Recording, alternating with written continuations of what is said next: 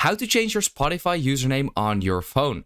Now that's what I'm going to show you guys in this pretty quick and easy video. Now there's actually two sort of like names you actually have on Spotify. The first one is your display name and the other one is your actual username. Now if you go to the settings, then to account right over there at the top, then here you can see your username at the top and your email address and everything.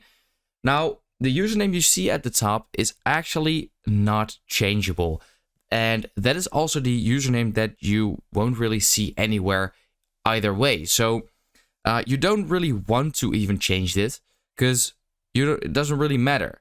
The one that you actually want to change is if you go back and then at the top to view profile. And then here you can see your profile. And then you want to click on edit. And then right here you can change the photo and your display name.